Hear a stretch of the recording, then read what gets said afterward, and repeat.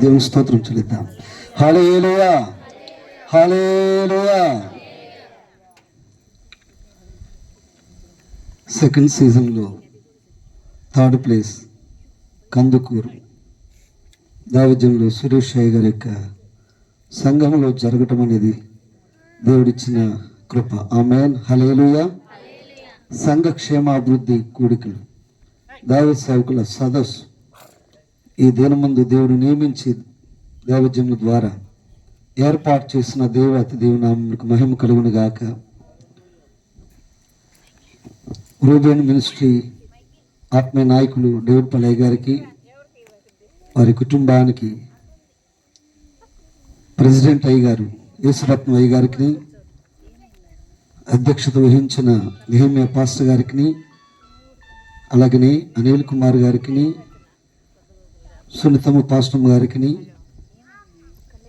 Jagan pastor గారికి, Suresh pastor గారికి, దాస్ గారికి, అలాగనే చిన్నబాబు పాస్టర్ గారికి, చేరొచ్చిన మీ అందరికీ ప్రభు అయిన యేసుక్రీస్తు నామములో వందనాలు.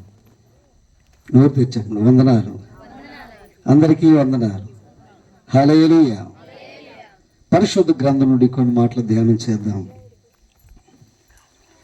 యెషయా గ్రంథం 60వ అధ్యాయం 18వ వచనాన్ని చదువుకుందాం. యెషయా గ్రంథం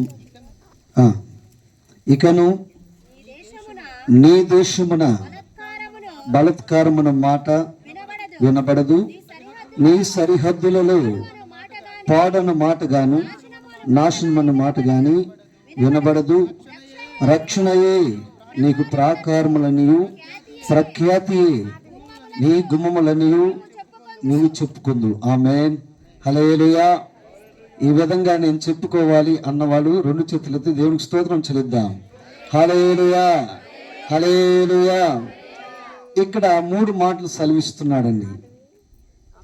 ఇజ్రాయేలీయుల యొక్క వేదనను, పరిస్థితిని, స్థితిని, వారి దుఃఖాన్ని, వారి అవమానాలను, వారు ప్రజల చేత ఇబ్బంది పడటం, బాధపడటం, గాయపరచబడటం, రకరకాలుగా ఇజ్రాయేల్ ప్రజలు దుఃఖాక్రాంతులై ఉండగా దేవుడు బలపరుస్తున్నాడు. ఇక్కడ 3 మాటలు చెబుతున్నాడు. మొదటి మాట గమనించినట్లయితే బలాత్కారమైన మాట వినబడదు. ఆమేన్. రెండవదిగా చూస్తే నీ సరిహద్దులలో పాడు అనే మాటగా వినబడదు. 3వ మాట చూస్తే నాశనం అనే మాట వినబడదు అంటున్నాడు. ఆమేన్, హల్లెలూయా, హల్లెలూయా. దేవుడు ఇవి వినబడకుండా చేయాలని ఆశపడుతున్నాడు. ఆయన ఆనుకున్న వానికి, ఆయన వెంబడించిన వానికి, ఆయన మాటకు లోబడిన వానికి, ఆయన చిత్తమును జరిగించువానికి, ఆయన ఆజ్ఞను నెరవేర్చువానికి, ఆయన మీద ఆధారపడిన వానికి ఆయన చేయాలని ఆశపడుతున్నాడు. Praise Lord. మొదటి మాట ఏంటి? ఏ వినబడదంట? చెప్పండి. ఏ వినబడదంట? బలాత్కారం వినబడదు, పాడు వినబడదు, నాశనం అనే మాటలు వినబడవు. ఆమేన్.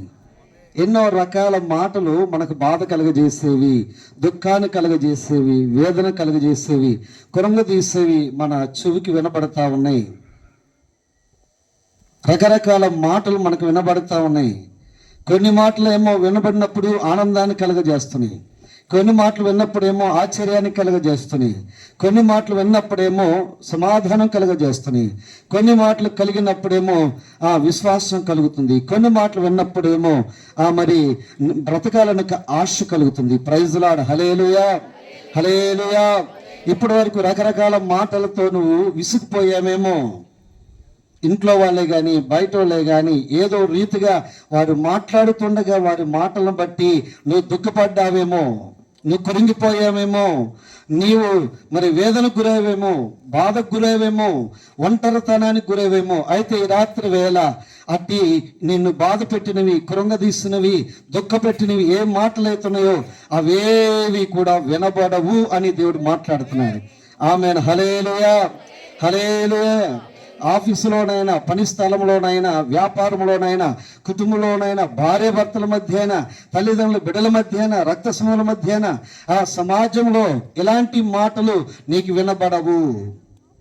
నిన్ను ఇబ్బంది పెట్టేవి వినబడవు, నిన్ను బాధ పెట్టేవి వినబడవు, నిన్ను కృంగదీసేవి వినబడవు. నీకు ఇష్టం లేని కార్యాలు ఆ మాట లోపల జరుగుతుండగా అవి నీకు వినబడవు అని దేవుడు సెలవిస్తున్నాడు. ప్రైజ్ ది లార్డ్, హల్లెలూయా. ఈ రాత్రి వేళ ఆయన సన్నిధికి వచ్చిన నిన్ను దేవుడు దర్శించాలని ఇష్టపడుతున్నాడు, నేను బలపరచాలని ఇష్టపడుతున్నాడు, నిన్ను స్థిరపరచాలని ఇష్టపడుతున్నాడు, నిన్ను నిలబెట్టాలని ఇష్టపడుతున్నాడు, నిన్ను ఆశీర్వదించాలని ఇష్టపడుతున్నాడు, నిన్ను శిఖరంపై కూర్చుండబెట్టాలని దేవుడు ఉద్దేశించినట్లుగా ఈ రాత్రి వేళ మనం గ్రహిద్దాం. ప్రైజ్ ది లార్డ్, హల్లెలూయా, హల్లెలూయా. యోబు జీవితంలో ఒక పరీక్ష వచ్చింది, ఒక శోధన కాలం వచ్చింది. రకరకాల మాటలు విన్నాడు, అపవాది శోధించాడు. శోధింపబడినప్పుడు శత్రువులు వచ్చేసి తన కలుగున్న ఎద్దులను, గాడిదలను మరి తీసుకువెళ్ళారు, పనివారిని చంపివేసి. తన కలుగున్నవన్నీ కూడా మరి అగ్ని ఆకాశం నుండి వచ్చి గొర్రెలను, పనివారిని కాల్చివేసింది. కల్దీయులు ఒంటెలను తీసుకొని వెళ్ళారు, పనివారిను హతం చేశారు. ఈ రీతిగా తన జీవితంలో ఒకటి తర్వాత ఒకటి వినబడుతుంది. తప్పించుకొని వచ్చిన వారు, పనివారు చెబుతున్నారు, అయ్యా నీ గాడిదలు, ఎద్దులు మరి శత్రులు కల్దీలు తీసుకువెళ్ళారు, ఈ ఒంటెలు కల్దీలు తీసుకువెళ్ళారు, షబయలు గాడిదలు, ఎద్దులు తీసుకువెళ్ళారు, ఒంటెలు మరి కల్దీలు తీసుకువెళ్ళారు, నీ పనివారిని చంపేశారు అని నేను తప్పించుకొని వచ్చాను అని ఆ మాట చెబుతున్నప్పుడు ఒకటి తర్వాత ఒకటి మాట వినబడుతుంటే, మొదటి మాట వినబడగానే బాధ కలిగింది, రెండో మాట వినగానే దుఃఖం కలుగుతుంది, హృదయం పగిలిపోతుంది. ఆ రీతిగా ఉండగా ఆకాశం నుండి బలమైన తూర్పు గాలి వచ్చినప్పుడు ఆ ఇంటిని కొట్టగా ఆ ఇంటిలో తన కుమారులు, కుమార్తెలు 10 మంది మరి భోజనం చేస్తున్న సమయంలో వారు ఇంటిలో కూర్చుని ఉండగా ఇల్లు మీద పడినప్పుడు వారందరూ కూడా చనిపోయారని సెలవిచ్చినప్పుడు ఆ మాట విన్నప్పుడు ఇంకా కూడా ఈ గుండె పగిలిపోయిన ఏడ్చిన వాడుగా ఉన్నాడు, దుఃఖపడుతున్నాడు. కొన్ని మాటలు విన్నప్పుడు సంతోషం కలుగుతుంది, కొన్ని మాటలు విన్నప్పుడు భయం కలుగుతుంది, కొన్ని మాటలు విన్నప్పుడు వేదన కలుగుతుంది, కొన్ని మాటలు విన్నప్పుడు ఆందోళన కలుగుతుంది, కొన్ని మాటలు విన్నప్పుడు కలవరం పుడుతుంది.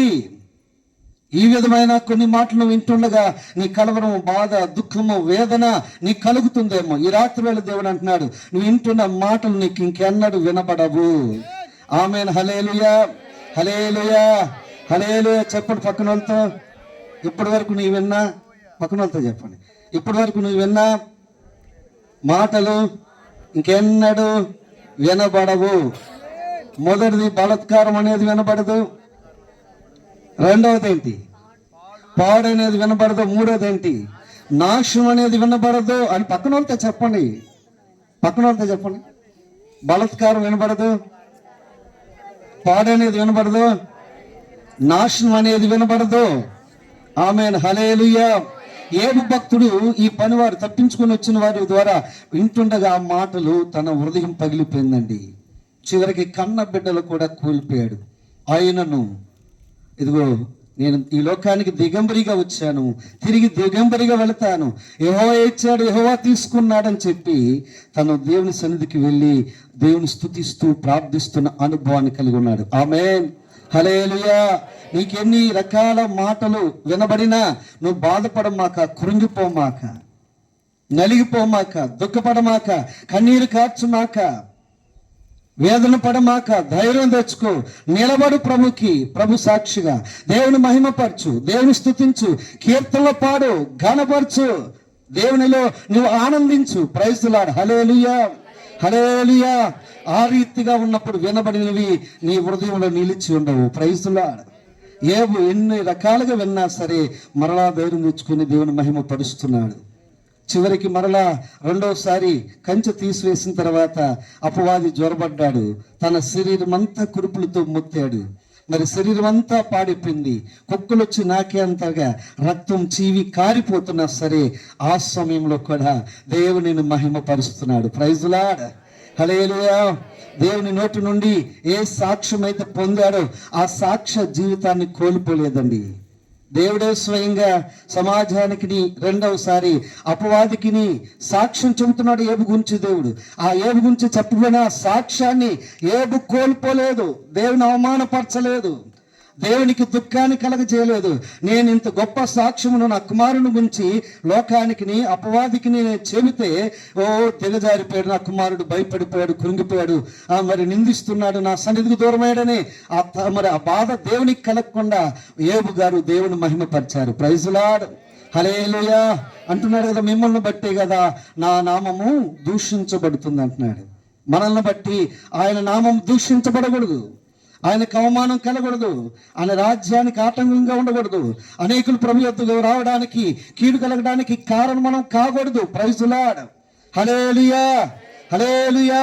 నీకు శ్రమ కలిగినప్పుడు, నీకు వేదన కలిగినప్పుడు, నీకు బాధ కలిగినప్పుడు, రకరకాల మాటలు నీ చెవిని వినబడినప్పుడు నీవు దేవునికి దూరం కాకమాక, దేవుని ఎదుట వ్యర్థముగా బ్రతకమాక, దూరస్తుడిగా బ్రతకమాక, దేవుని మర్చిపోమాక, దేవుడిచ్చిన రక్షణ వ్యర్థపరచమాక, దేవుడిచ్చిన సాక్ష్య జీవితమును కోల్పోమాక, నీవు కాపాడుకునే వ్యక్తిగా నీవు నోటిని, తలంపులను, హృదయమును జాగ్రత్తగా పరచుకోవాలి. ఆమేన్, హల్లెలూయా, హల్లెలూయా.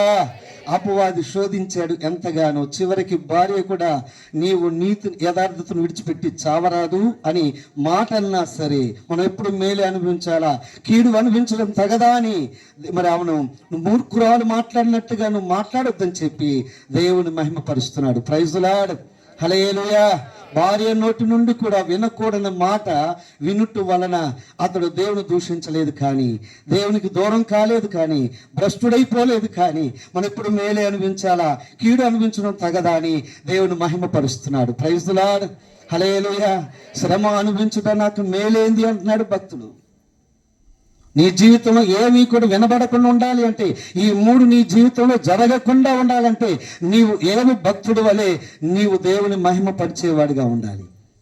అందుకే అంటున్నాడు కదా, మరి యెషయా గ్రంథం 26వ అధ్యాయం 5వ వచనం చూసినట్టయితే, ఎవరి మనసు మీద ఆనుకొనునో వానిని పూర్ణ శాంతి గలవనిగా నేను చేస్తానన్నాడు. ఆమేన్. చప్పట్లు దేవుని మహిమపరచండి.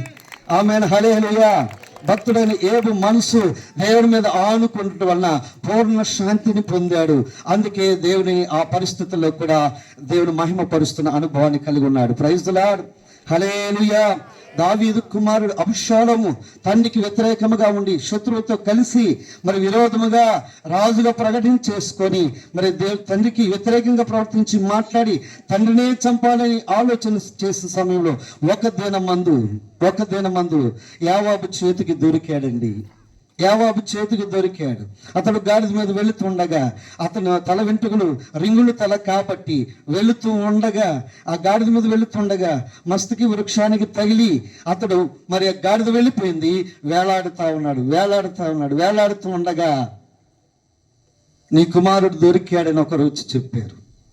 యావాబుతో చెప్పమన్నాడు, ఇదిగో నా కొడుకు క్షేమంగా ఉండాలా, నా కుమారుడు క్షేమంగా ఉండాలా, వాడిని మీరు చంపొద్దు, యావాబు దయచేసి వాడిని క్షేమంగా తీసుకురండి అని అతడు దావీదు బ్రతిమలాడుతున్నాడు. అయితే తన ఇంటికి ఒక పనివాడు తప్పించుకొని వచ్చాడు, ఒక సైనికుడు వచ్చాడు.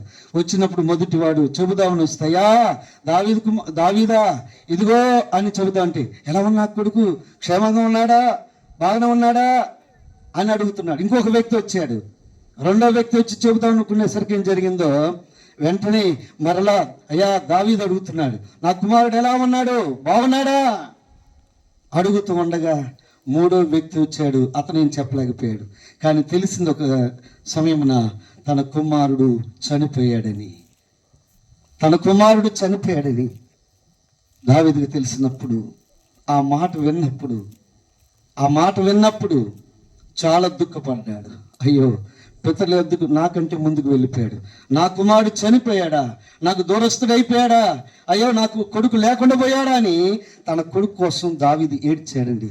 దేవుని బిడ్డలారా, ఇదిగో మీ బిడ్డల జీవితంలో అపవాది శోధనల గురి కాకుండా, అపవాది మీ బిడ్డలను నాశనము చేయకుండా, పాడు చేయకుండా, మరి నాశనము చేయకుండా, బలాత్కారముగా అపవాది ఏలుబడి చేయకుండా నీ బిడ్డల జీవితాలలో ఉండాలంటే దావీదులాగా నువ్వు ఆశపడాలి. Praise the Lord, hallelujah.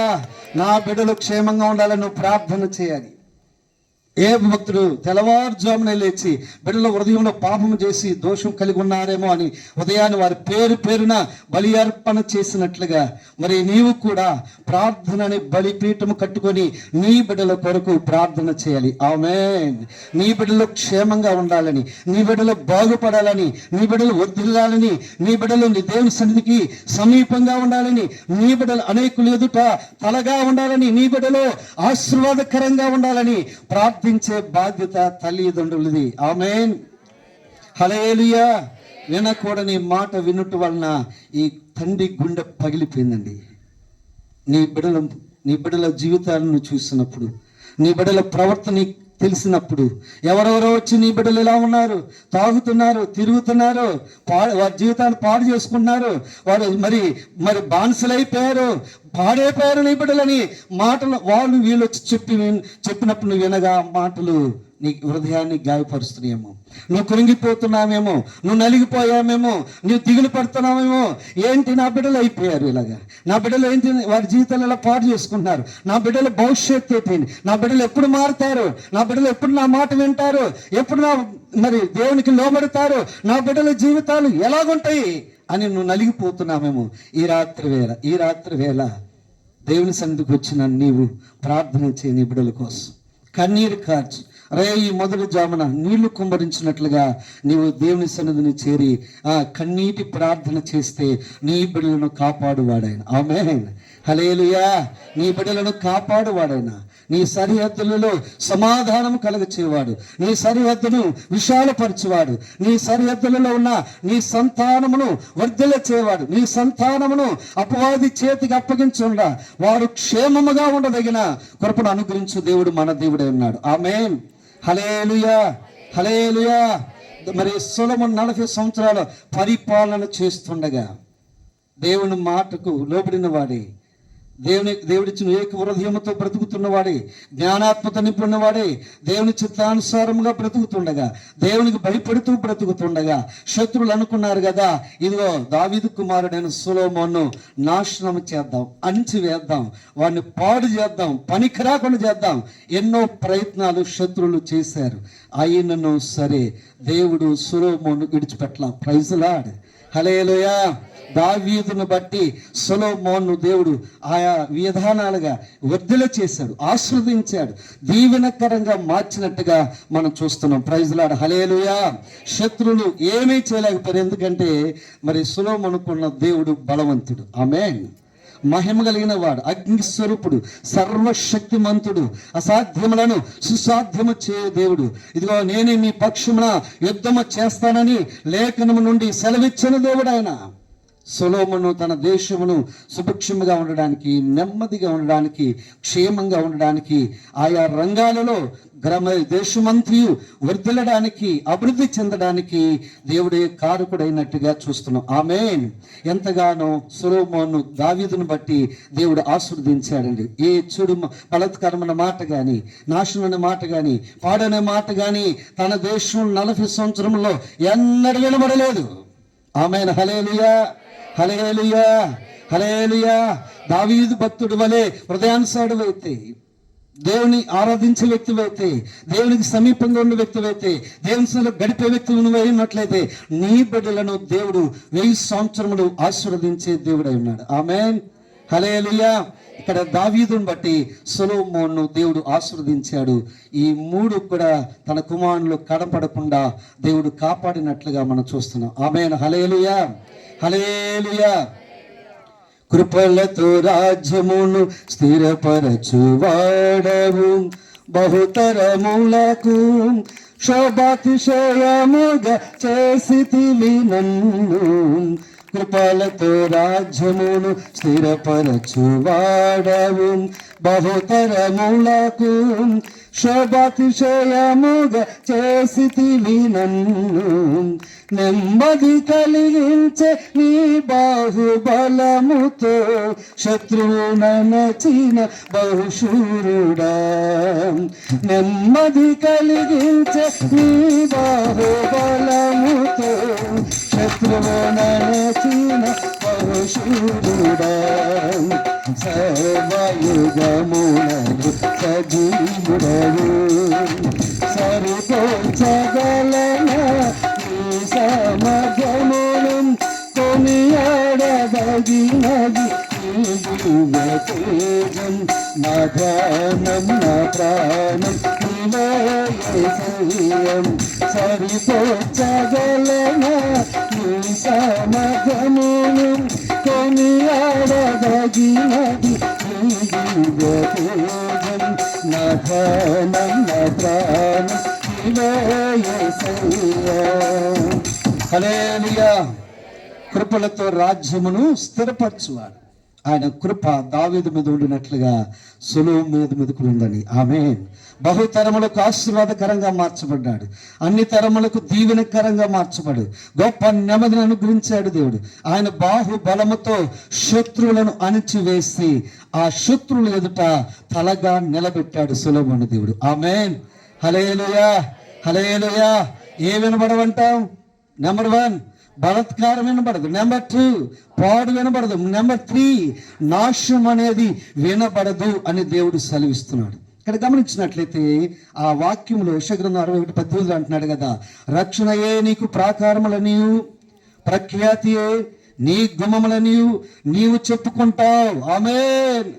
హల్లెలూయా. నువ్వు చెప్పుకోవాలనుందా? నీకు ఆ మాట చెప్పాలనుందా? నాకు చెప్పాలనుందని వారి దేవునికి స్తోత్రం చెప్పండి. హల్లెలూయా.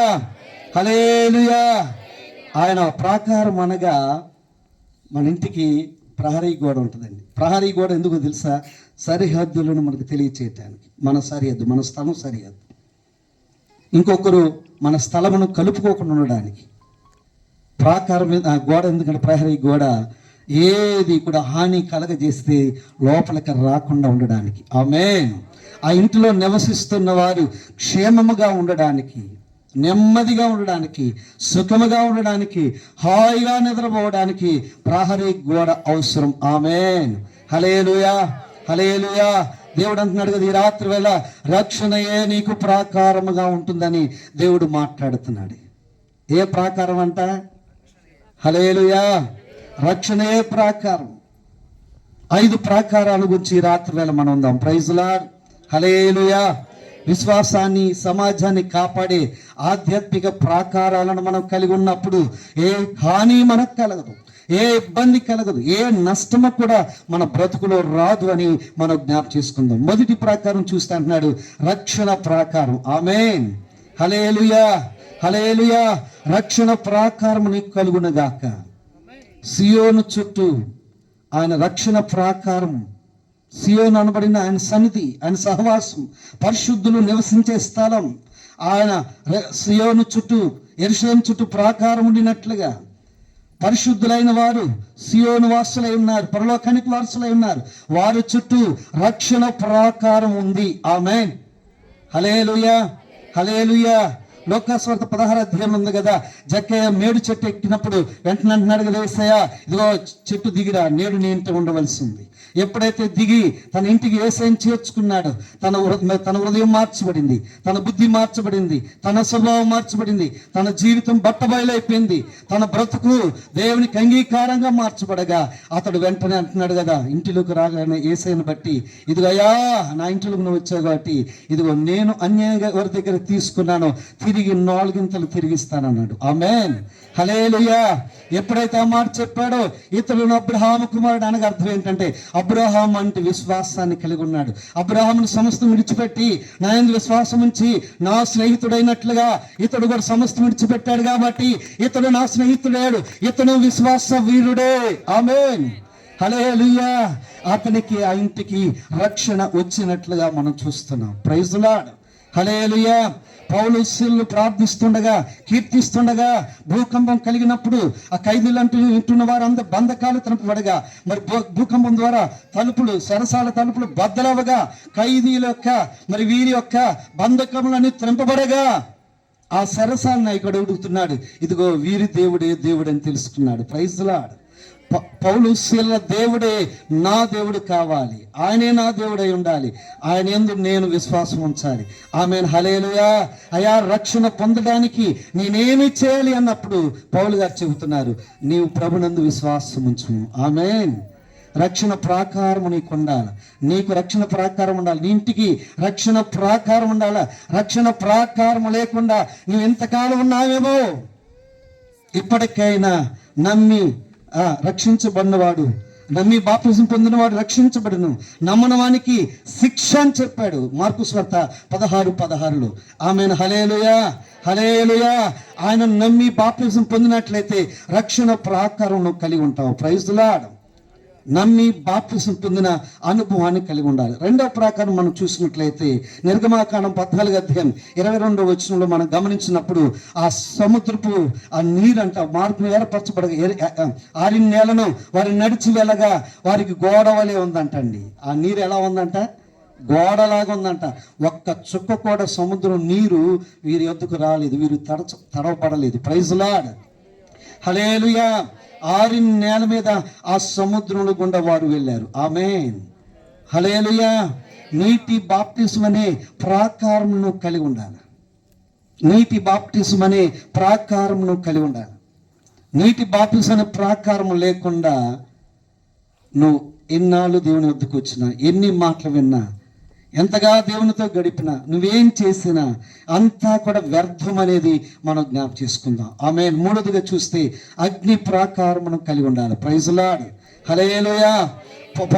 మరి శత్రుఘ్న శబ్దిగోలును మరి రాజు అనుకున్నాడు కదా, అగ్నిలో పడివేసి దహించి వేద్దాం అనుకున్నాడు, కానీ అగ్ని స్వరూపుడైన దేవుడు వారి మధ్యకి రాగా అగ్ని చల్లార్చబడింది. ప్రైజ్ లార్డ్, హల్లెలూయా, హల్లెలూయా. నేను మీకు నీళ్ళలో బాప్తిసం ఇస్తున్నాను, నా వెనక వచ్చేవాడు నాకంటే శక్తిమంతుడు, ఆయన మీకు అగ్నిలోను పరిశుద్ధాత్మ అగ్నిలోను మీకు బాప్తిసం ఇస్తాడు. Praise Lord. ఈ అంత్య దినములలో ఈ 3 ప్రాకారాలను కలిగి ఉందము గాక. మొదటి ప్రాకారం ఏంటి చెప్పండి? రక్షణ ప్రాకారం. రెండో ప్రాకారం ఏంటి? నీటి బాప్తిజం అనే ప్రాకారం. మూడో ప్రాకారం ఏంటి? పరిశుద్ధాత్మ అగ్ని ప్రాకారం మనం కలిగి ఉందము గాక. అప్పుడు ఏం వినబడవంట చెప్పండి, మళ్ళీ చెప్పండి.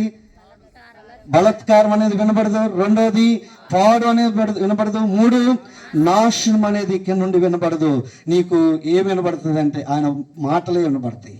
ఆమేన్. దేవుడి మాటలు మనం వీటిని ఫలింపు కలిగింది. చక్కటి వర్తమానాన్ని మనకు అందించిన దైవ సేవకులు రవీంద్ర పాస్టర్ గారిని బట్టి దేవునికి మహిమ చెల్లిస్తున్నాం. దేవుడు ఆ కుటుంబాన్ని, సంఘాన్ని దీవించును గాక. ఆమె దేవునికి ఒక మారు స్తోత్రం చెల్లిద్దాం.